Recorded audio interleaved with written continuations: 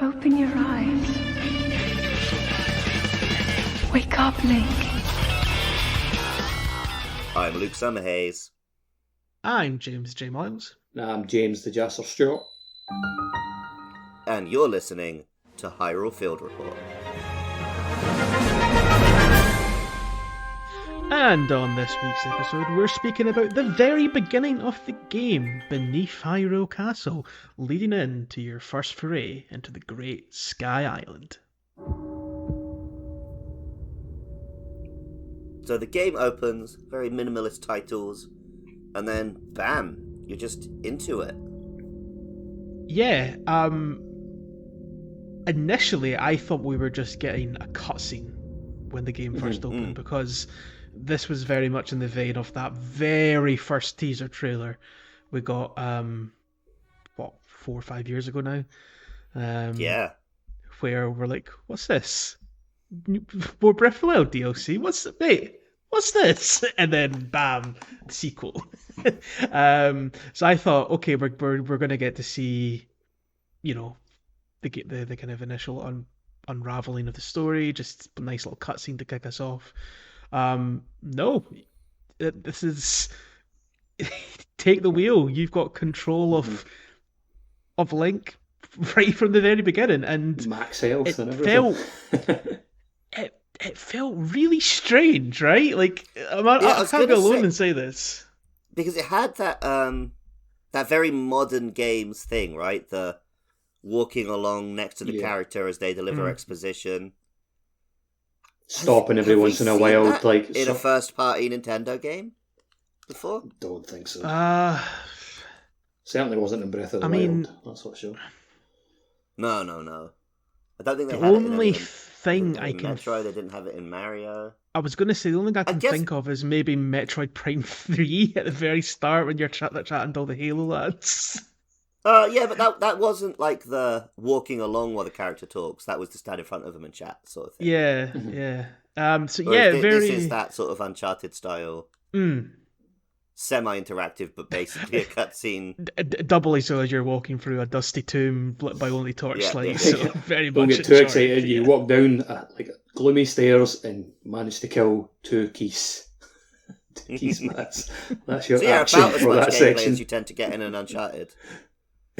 Oh, anyway. So E3 2019 was that trailer. It feels strangely longer, but then we have Well, had there's a a whole reason global those pandemic 3 years feel between. long. Yeah. Yes, exactly. So that's probably why.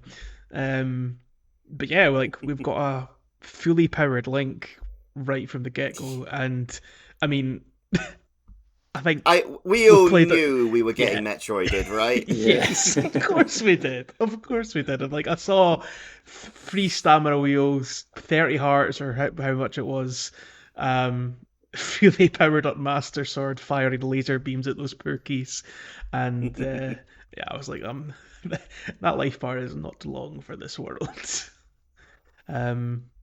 I did find it quite funny how Princess Zelda was like, Link, are you hurt? After you yeah, like I couldn't handle those 2 keys. Did you guys were you running ahead of Zelda, or did she go into that room first for you? Stopped a couple of times, to let her go ahead. Yeah, I can't remember. Oh, give me a second. I can watch my first playthrough of this scene. Well, while you're pulling up your footage to remind yourself, I was very much in the immersing myself, sort of just soaking it all in, and I was kind of I was just behind Zelda, and she stops and kind of starts cowering a little bit when she sees the keys, which I don't think it's exactly. It's probably quite similar to how later on we'll be speaking about this, obviously, but NPCs, and this was in Breath of the Wild as well. NPCs in the overworld would see if a monster got too close to them, they would start kind of cowering as well. That kind of same sort of reaction, but or like in this game, you're trying to build a vehicle in the middle of a town, and you're just terrorizing all the local NPCs as they go, "Wah!" Yeah, it's just as you float piles all of these wood items just by to like build like a trike. I always assume that NPCs can't see like the lights and colors and stuff that we see, like when we're controlling things. Mhm. So from their point of view, there's just like a poltergeist flying these wooden planks back and forth. around them. Yeah. But so we've after we dispatched those dastardly keys, we come across a stone mural. I really Uh, love the stops a design couple of of the times stone at this mural. like stone statues and stuff like that as well. Yeah, you can actually. Because I Sorry, did thought stop, you were like I said, absolutely right. I didn't go like fully like ahead of her at first. Like I let her go in front of me for like a little bit, and she stopped a couple of times, and like she's actually got a little bit of like dialogue and stuff like that.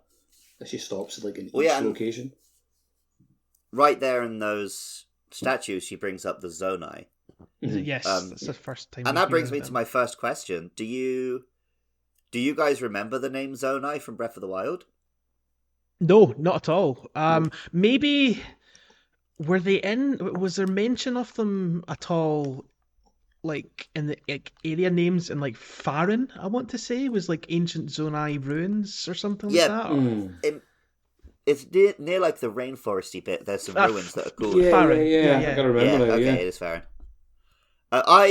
It's just coincidence. In the run up to Tears of the Kingdom, because I was hype, but I didn't want to watch trailers and stuff. I've just been going back and watching loads of Breath of the Wild videos. So I've been watching like mad speedrunning techniques and little 15 things you missed videos and all kinds of crap like that from the past like 7 years. And yeah, I found quite a couple that mention the Zonai. I'm like, oh, the Zonai are these like this ancient ruin species that you find, but we don't know anything about them. And then, little do you know, the sequel's going to go deep into them. So that's pretty cool. Yeah, that is neat. And I totally forgot that they were mentioned until you brought that up. I thought they were just like a brand new invention for Tears of the I Kingdom. mean, Don't know. they more or less are a brand new invention. Like, they were a pretty passing reference in Breath of the Wild. And what it says about them was stuff like, oh, you know, they were a savage, warlike race before the Hylians and stuff. So who knows how much of an idea they had and how much they just thought like, oh, let's throw in some mysterious ruins because that's always fun. Could also just be like in the lore of the world, like historians just making their own reading into what they find, right? Oh yeah. I find it fun because that's what we do, right? We always assume that historical peoples were more savage than us. And yet, you know, we do pretty savage things today. Yes. But yeah, like what you were saying there, Jas, about you can see Zelda interact with the statues and such. I really liked seeing because we don't get a lot of chance to interact with Zelda in Breath of the Wild. You know, all we really see of her is in the memories through the photographs, right? Or hearing what other characters have to say about her. But you obviously get an impression that she's, you know, a very studious, a bit of a, you know, she loves her knowledge. She's a bit of a geek for knowledge in that sense. She loves her ancient Well, history. she does have Triforce of Wisdom, right? And this is probably the Zelda who most reflects that. Because the previous Zeldas have been more like much more spiritual, or just, you know, straight up royalty, like in Twilight Princess. Whereas this Zelda, yeah, she's just a big old geek. While still retaining that whole spiritual side, obviously, for that was the whole. She was trying to tap into that, and she was trying to find that side of herself, but struggling in the first game. Yes, yeah. Which is kind of an interesting little conflict between, you know, she wants to just go out and geek out amongst ruins, and this is like her getting a chance to actually now go and do that with, you know, the person she probably trusts more than anybody else in the whole wide world by her side. Well, especially now that they both disappeared for 100 years, so he's the only person she really knows. Yeah, totally. Other than like a couple elderly people. Like Impa, yeah. Yeah. Impa, Pura, Robbie. That's about it, right? Mhm. Yeah, so she kind of talked about how like her dad never spoke about these tunnels and always said, they were to be remain sealed, and Mhm. you're already getting the impression that, I mean, we all know shit's about to go down, but Yeah. you're kind of getting an idea that maybe we shouldn't be down here. This is probably a bad idea. Well, yeah, but then they were saying that like something's been leaking out, right? It's not just curiosity that took them down there, Yeah, because the then it would gloom. be right. basically The their fault that gloom. all of this happened. The Yeah, doom and gloom of the gloom. which But yeah, then we get to the big mural. mhm. And Jay, you recently played Skyward Sword. I did, yes. This is the imprisoning war. Yes, which has been featured in across Zelda in loads of different forms, right? Like, I mean, I was it not first mentioned in Twilight Princess? In Twilight Princess, there's they seal up Ganondorf after Ocarina of Time. Mm-hmm. But there's specifically the imprisoning war, as mentioned in Skyward Sword, Ah, right. Mm-hmm. is like the earliest point in the Zelda timeline. Mm-hmm. Because you fight the imprisoned throughout that game. Mhm. That's it. Yes. Yeah, so it's you were talking earlier about the design of the murals and such. I really do like it. It always reminds me of my first main Zelda game that I ever played from start to finish, which was Wind Waker. It reminds me of the opening scroll of Wind Waker, Yeah, where you yeah, see I like was Wind wondering that Waker, too. it's all like stained glass, right? not the very beginning. The very It's like a beginning. start. It's like a standard maybe not. scroll, right? It's It's like a parchment like type Mm. scroll. That's it. Oh, Yeah. okay. And it's more so, obviously it's not carved out of stone, like it's a scroll, like Jess is saying, but it's more the art style, like how they Mm. portray these figures of ancient history. Yeah. And I like that it's kind of vague enough that you're not concrete knowing who the characters are, but there's still enough detail in the little figures amongst the murals. You can kind of go, well, that's obviously meant to be Ganon or Yeah, I mean, we Ganondorf all know or who the Demon King is. yes, yeah, yes. And then And he's then got like some sort of woman he's capturing, so that could be some early Zelda, maybe, or even Hylia. Some sort and of princess or queen. Oh, goddess. Well, that's who, yeah. We shall see. And and Zelda pulls out her Switch to take some pictures. it's Nintendo. I love when they do that, where they just put like their console into their games as a Well, it was little funny gadget. in Breath of the Wild because almost everyone played it on Switch. Yeah, but it yes. was like But Link had a Wii game. U. Yep. I like that Link went and took the torch and held it up so she could get a good picture of Yeah. nice little touch, nice little moment like that. Good Instagram That's voice. just, that's just reminded me, like, talking about like taking screenshots and stuff.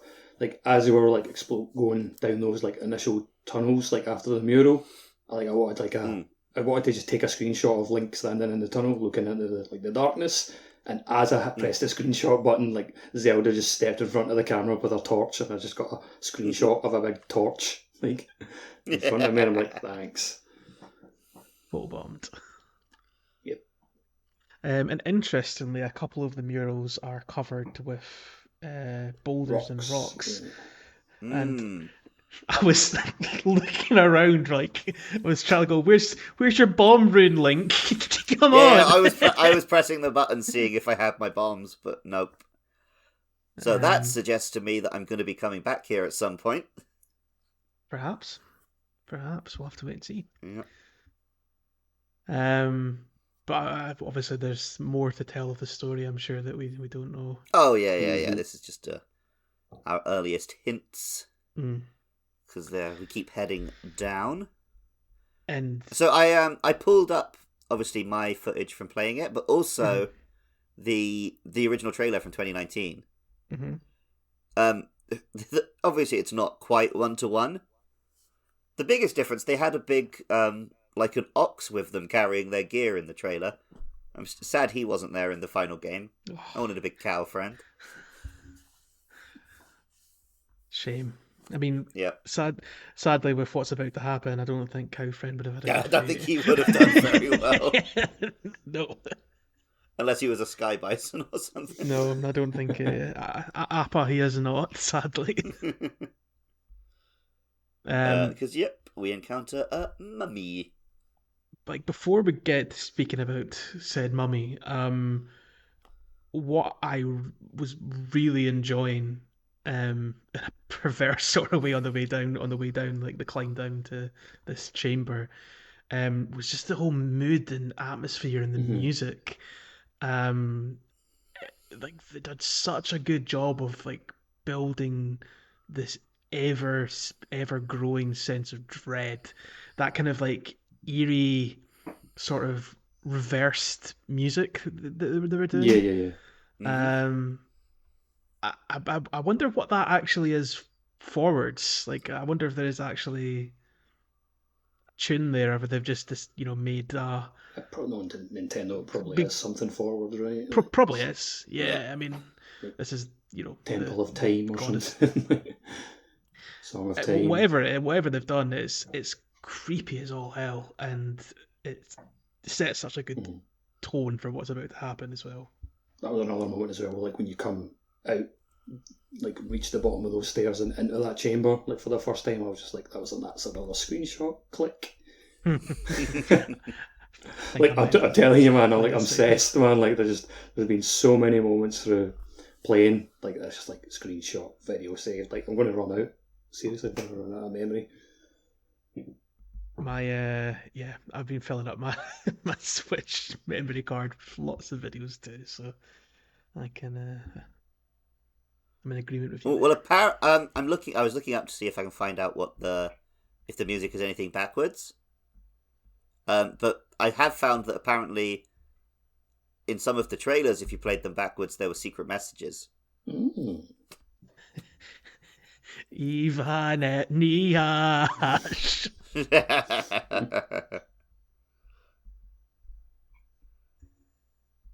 So yeah, I suspect it will definitely come out in a couple of months. That is some famous Zelda song in reverse. I mean, Skyward Sword's main tune was an old Zelda song in reverse and somehow made it better. So, like Ballad of the Goddess is one of my favourite songs. So it's incredible what they did with that. There's some tunes in this game. Just like when we get into talking about them, I will be raving about them because some of the. I think a criticism Breath of the Wild I got, which I thought was quite unfair. Actually, was that its music wasn't exactly memorable outside maybe of like the trailer theme, but there's some absolute bangers in this soundtrack that I'm going to be. I think the music was memorable in Breath of the Wild. It's just you didn't hear it that often, and I wouldn't say that's a criticism. I think it's like that's a choice, right? They chose to make it a. I think it's just because most people generally remember like the general kind of you're on and out in the open field adventuring like music, which is like the plunky piano.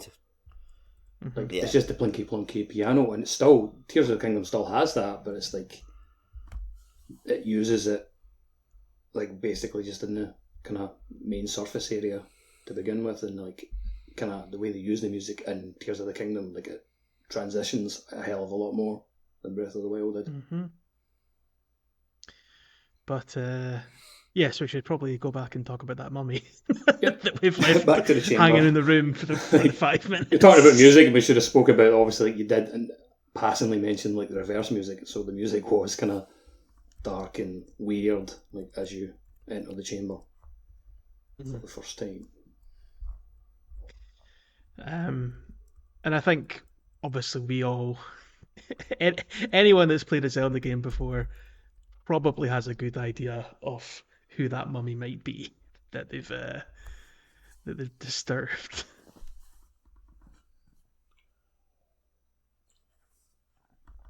Yeah, it's the king from the first game, right? Yeah, well done. Good old King Rome. He's going to come back and help us in our time of need. What a touching moment. Zelda and her dad reunited. But yeah, they disturb an eerie mummy. They knock a curious hand object that seemed to be generating some sort of ethereal waves. Have either of you played Final Fantasy VII at all? I've dabbled like 20 years ago. Okay, like I think I played kind more 8, actually. the kind of green tendrils coming off the arm reminded me a lot of the live stream from Final Fantasy VII. Okay. Just kind of same sort of vibe, but yeah. I'm sure there's some Ghibli reference that they're both drawing from. Probably.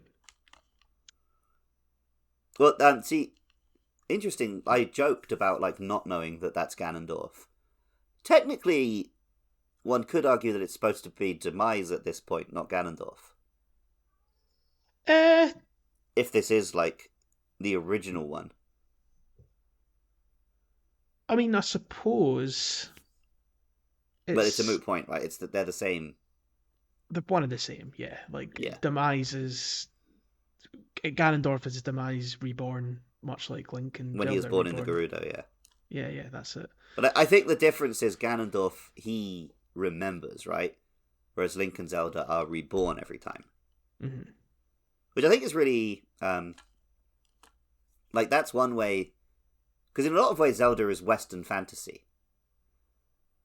But that's one way that Zelda is very Eastern in its, like, its spirituality and its beliefs, is that you're meant to just enter the cycle of death and rebirth in, like, a very Buddhist kind of way.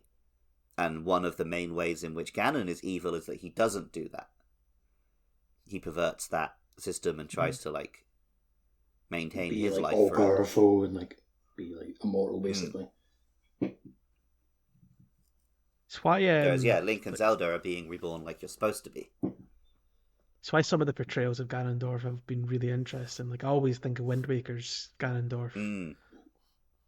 He's almost like a sad villain, you know, like he just pines for a land that doesn't exist anymore. Yeah, it's one of the rare ones where they really give him some humanity. Yeah. Because often he's... I recently... my girlfriend was asking me how I feel about Zelda x Ganondorf shipping. Because she knows I don't mind a bit of Peach and Bowser now and now. And I was like, no, for me, it doesn't work. Because Bowser's a character, right? And you can imagine him in love with Peach. But Ganondorf is just evil. Like, he doesn't love Zelda, he just wants her for purposes. Like, very rarely have they made Ganondorf seem like a, in any way, relatable character. He wants the Triforce. He doesn't care for the person it's attached to. And, like, to the point that in Breath of the Wild, he wasn't human at all, right? It was just the Calamity Ganon. He was just an entity, a force. I'm glad they are giving us a version with a voice and a character this time. Because I think I've brought this up many times. I'm not that big a fan of the Japanese game thing where you just fight like the vague embodiment of darkness at the end of an RPG. But you have a cool villain for 80% of the game, and then at the end you fight, the nothingness or whatever they've come up with. Nothingness. I want to fight the nothingness. That sounds like a good boss. That's a never-ending story. You can't fight the nothing. I'm pretty sure that's a thing. It must be. Yeah. The point you're making there, though, about having a villain that can actually speak and emote and threaten the heroes. It's why I always preferred when they've done Ganondorf as opposed to Ganon, the pig man who doesn't really say a lot, just up there in his Tower of Evil. Like that interaction, like at that, in the cutscene at that moment of basically like when he like name drops like Zelda and Link, and they're pure like both like shocked faces, like how do you know our names? Yeah, yeah. Love it. I think it gives them just a lot more presence and gravitas to the encounters with him. I think it makes you get more invested in Ganondorf as a character as well. Yeah. So yeah, I'm excited to see what they do with Ganondorf during this game. But obviously, quite early doors, he decides he's just gonna mess up Link to a massive degree and drain 27 of those 30 hearts that Link Yeah. had. And shatters the Master Sword while he's at it. Yeah, probably more importantly to mention, yes, breaks the Sword of Evil's Bane clean into and pretty much horrendously burns Link's arm off to the point of being basically ripped off already. So yeah, he does that. The arm's like blackened and ruined. Then the room shatters. Zelda starts to fall. Link reaches out to catch her with the busted arm. And from the trailers, I know he gets that blue arm that we saw, right? Mm-hmm. So I thought he was going to catch Zelda, and then his arm was going to come off. Which would have been really gnarly, but that's not what happens. It would have been gnarly and a bit maybe darkly funny darkly funny as well, which wasn't the tone they'd be going for at all, right? Like, I don't think that would have worked. I mean, they could have made it work if it's like there's a brief moment of he thinks he saved her and then nope. But depends on how they frame. I think it's just easier to do like if they didn't make it couldn't grab her type of like thing. Like yeah, really kinda... if they didn't make it funny, it would have been too grim, and if they didn't make it grim, it would have been too funny. So maybe they just couldn't get the tone to work. The only way I could think in my head of that working is maybe like from Link's perspective, we see him grab Zelda, and then he just sees Zelda continue to fall, holding his arm, and then a camera cut away, cut away, and you don't see any details, obviously, because it's a Nintendo game, but you maybe like see his sleeve like flapping in the wind, and then he gets teleported away or something like that. I mean, maybe if the arm just like turned to dust, like a Thanos snap, rather than like that would be a way to get around it. Basically, Sekiro, this is not. Yes, but he does join the titular Sekiro in getting a prosthetic arm when he eventually awakens. But it's more like he joins Otacon and getting a possessed arm. Not Otacon, Ocelot. Ocelot. Oh, fortunately, I don't. Unless there's a twist in the story yet to happen, I don't think Link's going to suddenly be taken over by the spirit. No, but there is going to be a twist later on that he's not seeing a spirit, but actually between nanomachines, brainwashing, and drugs, he's convinced himself that he's seeing the spirit of Rauru. I realise if you haven't played any Metal Gear games, we probably just sound like mental cases there. Yeah, well, that's what happens when you talk about Metal Gear. Yeah. But yes, it's a pretty bleak opening for Zelda. Well, what's interesting, because so now we cut to waking up at essentially the point equivalent to what we woke up from in Breath of the Wild, right? Yes. And in Breath of the Wild, when we are waking up at that point, it has been equally bleak up to then. It's just we don't see it yet. Link's also forgotten everything that's happened as well. True.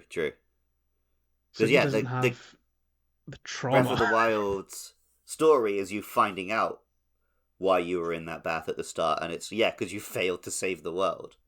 Yes. Whereas, this time around, you actually experience it right before. That's it. So the question that I don't quite know the answer to yet. First of all, how much time has taken place between the end of Breath of the Wild and the start of this game? And then how much time is skipped between the cutscene we just saw and Link waking up on the Great Sky Island? So for the first part, there's definitely answers to that you can infer that will get into later on. But I would say Okay. if you're wanting an answer to that right now, like I would say it's been at least probably a 2 to 2 years to 3 years maybe. Yeah. It hasn't been just a few months. There has been a significant bit of time passed since then. And I'm Um, I'm happy for that just because it means Hyrule did get a couple of years of peace after I saved it yes. before it gets another disaster. To the second point, I mean, I haven't seen any definitive answers yet, but there's a couple things that I would say. Like, obviously, Link's hair seems like it's a lot Yeah, that's shaggier like than the it big was. factor. Yeah. Um, and also like certain things to do with infrastructure that again we'll get into in more details hopefully we get to later episodes. But it's got to have been at least a month or two, maybe. Yeah, they've had enough time to come up with a name for what happened and to start some search parties and so on. Yeah, that's it. Um, so yeah, definitely time has passed. But once again, we wake up almost nude in a mysterious healing chamber, ready to start our tutorial. That's it. With a shiny new arm possessed by a friendly seeming spirit at this point. And so again, I asked if you recognised some other names. Did you recognise the name Rauru? Yes, that's the Sage of Light from Ocarina was the first point Oh, really? I can Did not make remember. that connection at all. Yeah, I knew it was a name I recognised as like a sage. Apparently, it's so Zelda says that's the name of the first king of Hyrule. Did they ever tell us that in a game before? I'm not sure. not one that I've heard. Oh, that was more of a Beetle impression than I meant. Thank you. So Oh! he is Kepera Gepera in Ocarina of Time. Oh, and then he okay. So yeah, Rauru was his human form, but yeah, he appears to you as the owl. Cool. Oh, okay. Hmm. I've got some interesting thoughts on a much later episode then that we'll be doing. Okay. That's made me think about something about a certain quest I did in this game. But yes, Oh yeah, and he's, then Adventure of Link has a name. Has a town named after him. Yeah. Right. I mean, I think that's the case of a lot of Ocarina of Time characters. Yeah. I'm pretty sure we've I think got like all the sages. yeah. Yeah. But yeah, he's not very owl-like in Go God. in this. He's a goat. Yeah. Yeah, like Messi. Wee. You happy with that? Yeah, you know what? I am happy with that. Okay. Factual Um, and funny, kind of. it probably is factual. Oh, Messi definitely is the GOAT. Yeah. And so is Raru, so... So it's yeah. But yeah, I mean, like from I suppose a difference this time compared to the sort of spirit guide that goes around with us at the start of Breath of the Wild, who is revealed to be a spirit after being in the guise of the old man, who then reveals himself to be, of course, the previous king of Hyrule. You straight up see right away that Rauru is a spirit, right? When you do see him. Mhm. Well, there's a lot of things where it's like it wouldn't make sense to try and trick you again the way they did in Breath of the Wild. Mm-hmm. So hence why, they don't hide the fact that you're waking up from a disaster because you already know. So they just let you see it. They don't hide the fact that this guy's a spirit because they know you already know. Little things like that. I mean, the amnesia card would have been a bit contrived to play that again. Well, especially because it would have been like...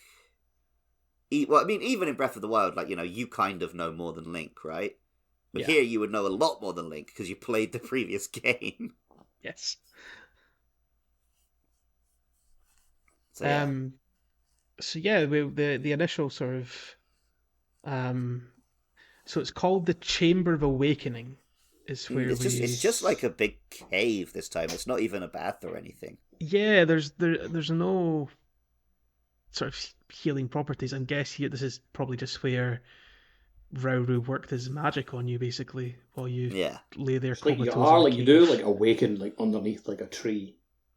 Though, so Could be some I don't know mystical if powers there's at play anything to that, like, or like, kind of allowing you to kind of regenerate, and as he puts his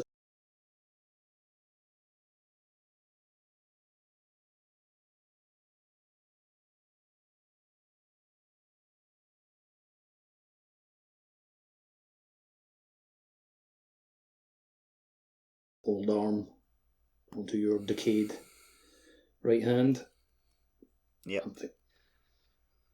But then, you go into there's like shattered ruins, and there's one of those rings that you can go up to and activate that gives you the warp point. So, and then very tellingly, a cog starts spinning, but you can't. It's going the wrong way. You can't get onto it. Yeah, I tried jumping on that for like 10 minutes. Well, I'm going to get up here.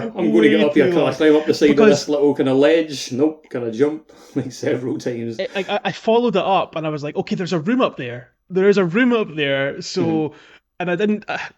My stupid brain was not like. I'm literally watching on my stream from Friday night. I'm watching me try and get up there as we speak.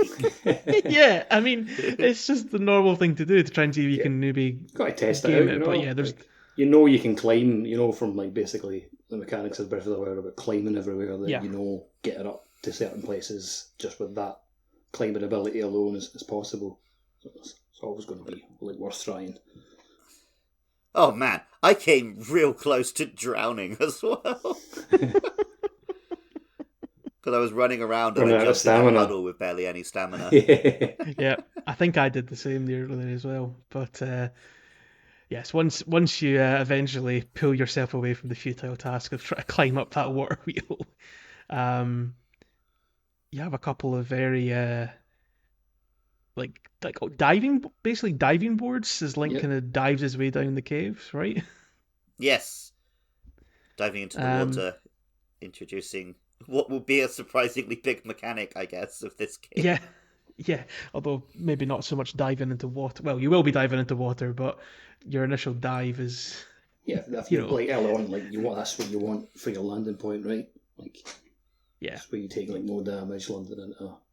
No matter the height, you could be all the way up, all the way to the surface. As long as you're hitting water, you're fighting. As long as you're hitting a puddle, you're all good. Yeah. And we get our. That's exactly how it works. We get our first piece of armor as well. The was it the archaic greaves? Is that what it was called? Yeah, something like that. Well, I'm about to see it, so I can let you know. A little kilt for. Little kilt with. Yeah. Strapped like. Laced like sandals. I think it mentions in the flavor text for the item as well that he like pretty much says these sandals are a bitch to tie. Archaic legwear, it's called. Simple classic Archaic legwear. They're well worn and showing their age, but they've still got a few good years left in them. It could be a bit cumbersome to have to tie the straps. Well worn, show their age, still got a few good years left in them. Welcome to Hyrule Field Report. Have I told you my Greaves anecdote? Greaves anecdote? I honestly, no. So, when I was reading I read the Iliad a few years back. Mm-hmm. And all the way through, it describes them as the well-grieved Achaeans. And I thought it meant, like, well-grieved as in, they have great grievances. That's why they're at war, These guys have been through such grief, Eventually I realised, no, it just means they have good shoes. They are the well-grieved Achaeans.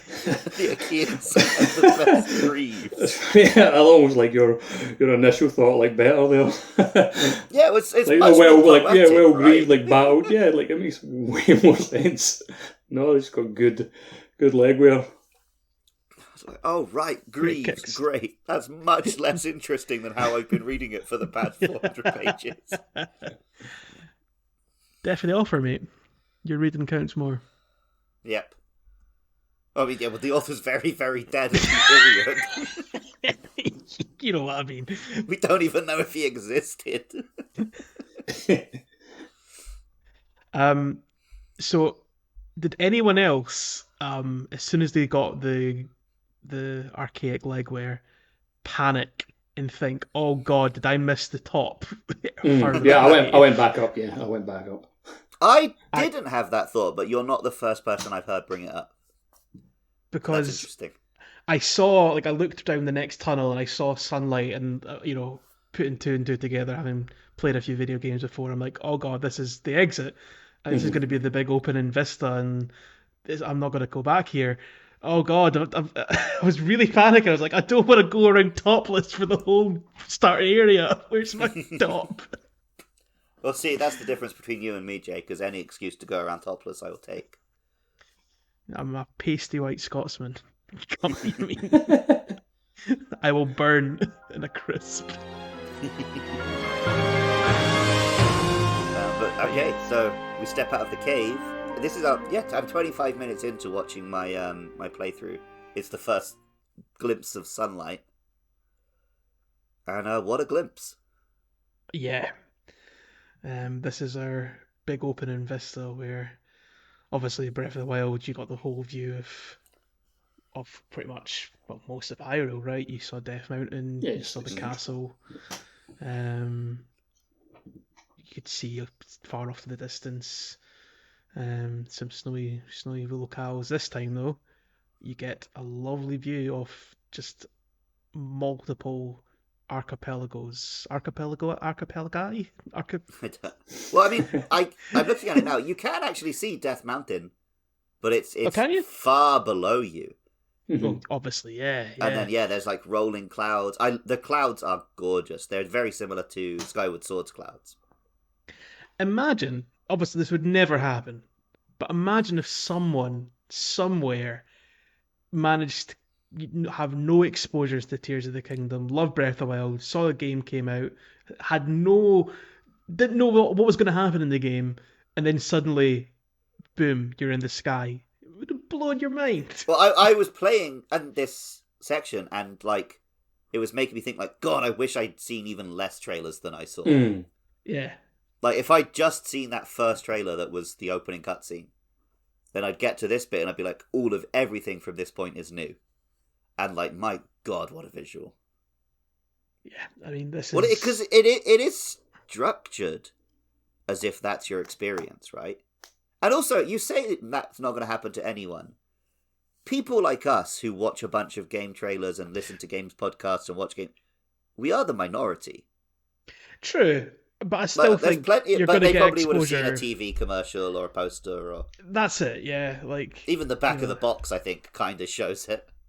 Yeah, that's it. It'd be very hard to avoid the, this is the big secret that we're going in the sky in this game. They wouldn't be expecting it in the same way that we were, so I think maybe that moment might have been even more breathtaking for a player who did just like, oh, I like that last Zelda, I'll pick up this new one.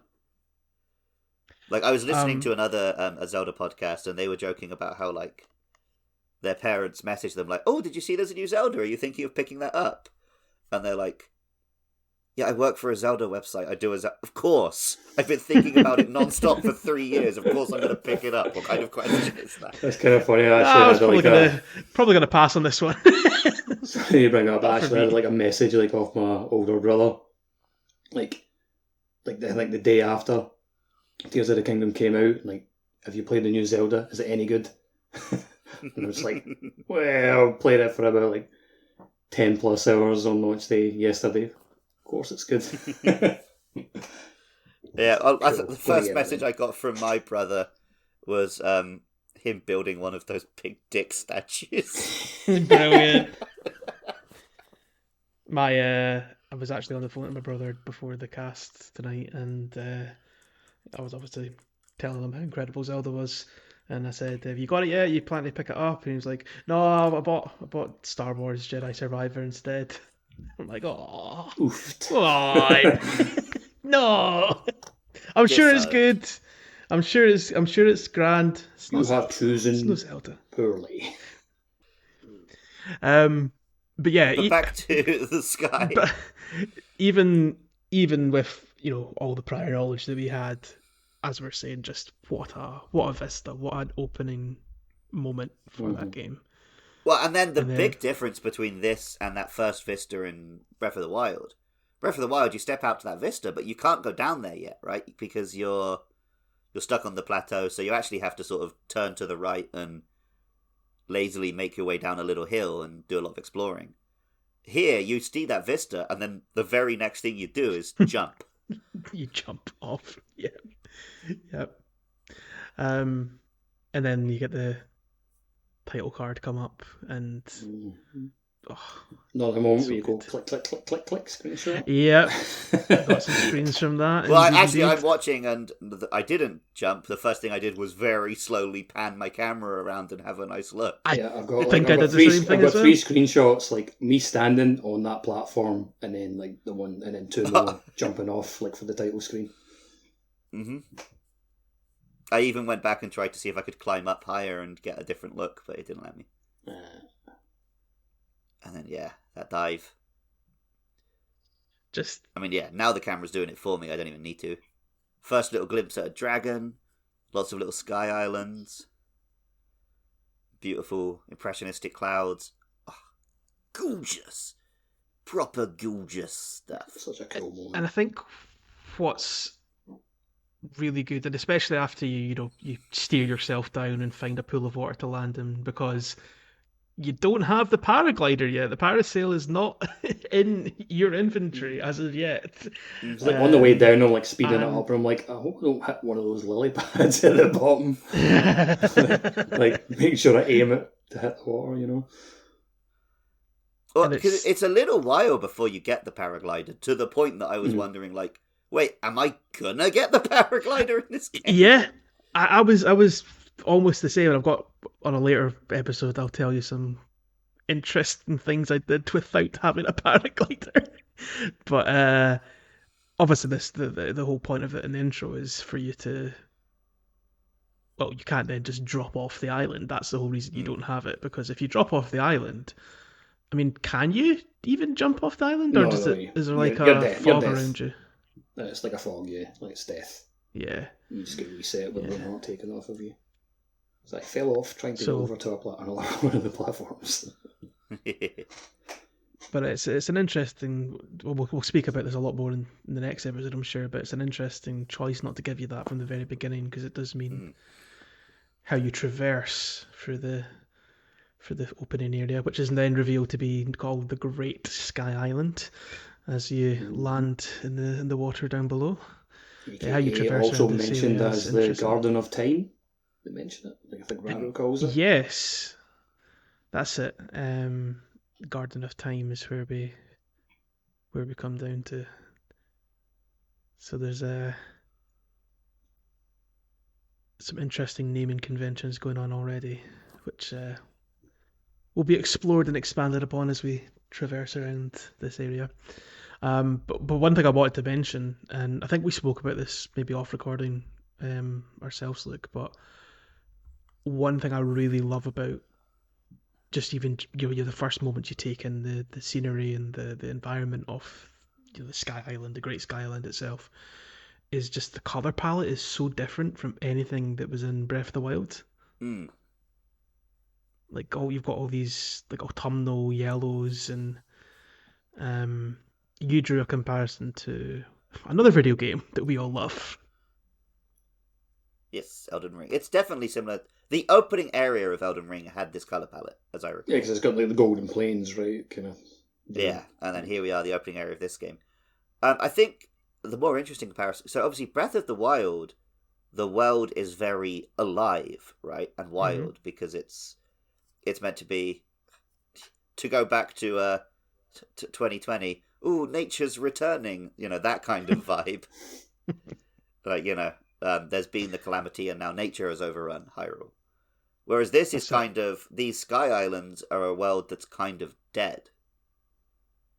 So, like, yeah, even the grass is kind of dying up here because it has just sort of been left to wither in the skies for some centuries or even millennia.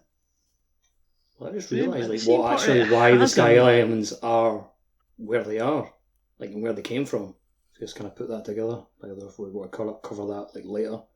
Oh, I'm sure we'll get to that much later. Well, much later, yeah. Like there's an area that they're connected to clearly. That I've just kind of put together while you spoke about that there. Where did you come from? Where did you go? Where did you come from?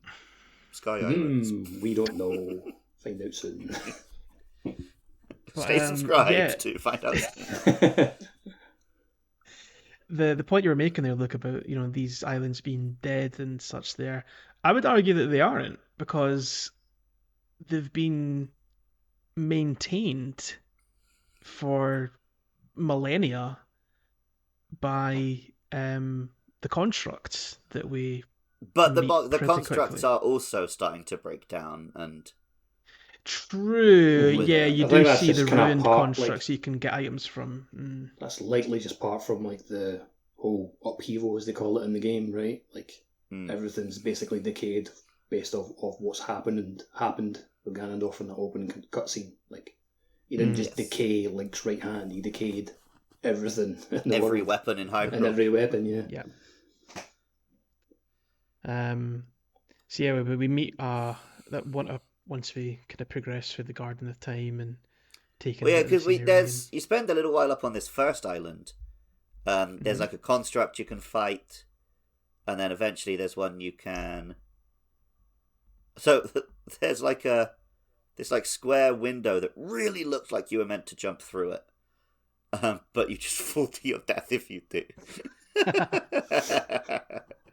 So then I realised that I meant to go and talk to this little pile of stuff, which turns out to be one of the constructs. I really like how they, just from a design standpoint, are meant to look like robotic. Well, if you presume that all the Zonai were that kind of deer goat-like creatures, like Rauru, they obviously look like a robotic version of them. Yeah. Which I suppose is, if you think about robots with us, we like robot fiction and things like that. We design robots to look like us as well. I guess 'cause it's just more familiar and trusting than creating some sort of alien construct that looks nothing like. These are meant to be servants and helpers, and you don't want to be freaked out by going, what is that robot eldritch horror doing in my back garden? Well, and the one you meet, he gives you the Pura pad and said, Zelda told me to give this to you when you're ready. Our first little hint at what might be going on here with the princess. And then, Yes. this is when you first find out this is the Garden of Time, and he directs you to go to the Temple of Time, which looks quite unlike any Temple of Time we've seen before. Oh, like just seeing it from a distance, it's almost like something from like a Mass Effect game, just like a really alien-looking obelisk almost. Yeah, it looks kind of inverted. Yeah, like almost like an inverted pyramid, right? Like, it's a strange-looking construct. Oh, it's. Well, actually, I'm looking at the symbol for it on the map. It's not inverted. It's wide at the base and the top. So I guess it's meant to be kind of like hourglass shaped. Well, that would make sense, right? So Yeah. Oh no, maybe that's the shape from above. It's like maybe it is inverted pyramid. But yeah, then you can activate the bridge. I'm like looking You've at a got your screenshot first... now, like just that tip from the title screen, which is obviously kind of almost a top-down view of it, but yeah, it kind of looks like it's inverted in some way. And then we got our first objective: find Princess Zelda. Yes. Just going back to the constructs there. I don't know if you shared these thoughts yourselves, but obviously with us being on a sky island, you're instantly thinking about Skyward Sword, right? Like when you see Islands in the Sky. And I know they don't look anything like them, but seeing these little robot fellas very much reminded me of the robot fellas from the desert area in Skyward Sword. And I'm guessing you thought the same there, Luke. Yes. Well, it's the same director as well, and he describes it as his trilogy is Skyward Sword, Breath of the Wild, Tears of the Kingdom. Ah. Where he's it's showing us the very earliest and the very latest in the Zelda timeline. So you often hear the complaint with fantasy stuff that it's like in Lord of the Rings, it's like 10,000 years have happened, but technology has not changed. Whereas in Zelda, it's like technology rises and falls. There's always a ancient deceased civilization which has robots and stuff, but the current time is reduced to swords and spears. Which I guess makes sense, right? Because they have a calamity that destroys their society every couple of thousand years. Yeah. Yeah. So it does create this really weird version of historical, which is, Zelda times. And there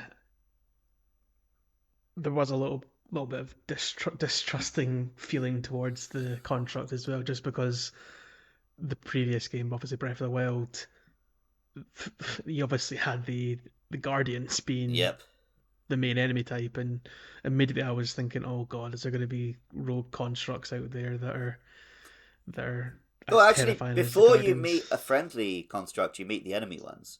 That's true. Yeah, they're no guardians. no. Yeah, the soldier constructs, as they're known. Yeah. Which is, I mean, that must have been, I presume, what they were used for. They must have been used for defense as well as. And training as well, which seems to be the only thing they're good for you most of the time. Yeah, I mean, as we'll speak about later areas, there are definitely more menacing versions of the constructs that are out there. But I've yet to come across anything as terrifying as the Guardian, from the construct realm at least. Mm.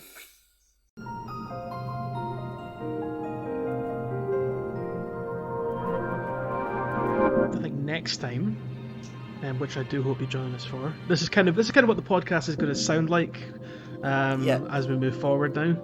Obviously, as we get into later areas, there'll be a little more divergence in what we've done, which will mean the discussion will be different, and there'll be a little more digging we'll have to do to get to the lore. Obviously, these early parts of the game are fairly linear. So yeah, I'm sure things will be a little more interesting when we've got a little more to discuss, and we'll have done things the others didn't do. Absolutely. Hopefully you're enjoying reliving these early stages of the game. And remember that in 6 months' time, when we're talking about an area, you'll have played it a long time ago. It won't be quite so fresh. We might have as well. Although I think what I'm going to have to do as we get ahead, I'll have to start a playthrough for the pod. I was going to just probably end up revisiting the areas and Pick the game up and revisit the area. I thought about doing that as well. Yeah.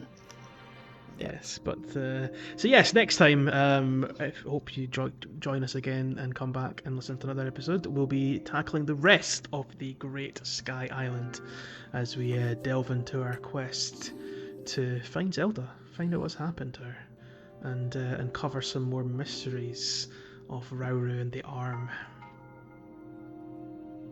Do a couple for your of band. shrines. Rauru and the Arm. Rauru and the Arm.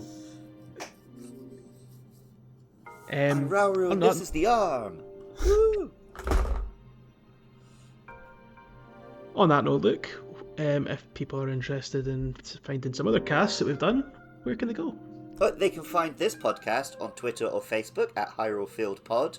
And of course, we're on Apple Podcasts, Spotify, YouTube. Wherever you're listening, please do give us a 5-star rating and review. Help us find some more listeners.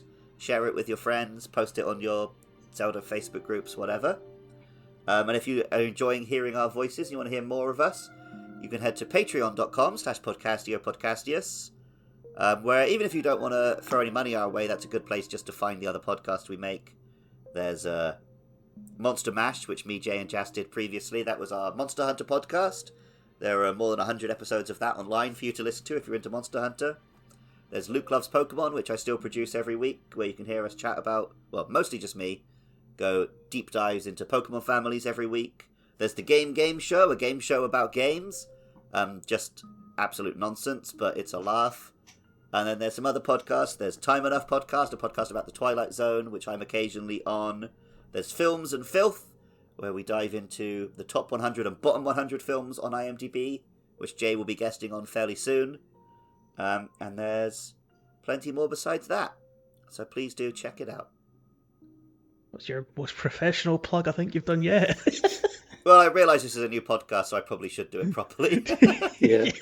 I enjoyed it. It was good. It was good. But yeah, on game show, I'm usually at the point of like, you can check it out if you want. You already know. You already know. Well, until next time, catch us later. Peace. Cheerio. I was actually on the phone with my brother before the cast tonight, and I was obviously telling him how incredible Zelda was, and I said, "Have you got it yet? You plan to pick it up?" And he was like, "No, I bought Star Wars Jedi Survivor instead." I'm like, "Oh, no." I'm sure it's good. I'm sure it's grand. You have chosen It's no Zelda. poorly. If you were as funny as Mus, then maybe your brother would have respected your opinions.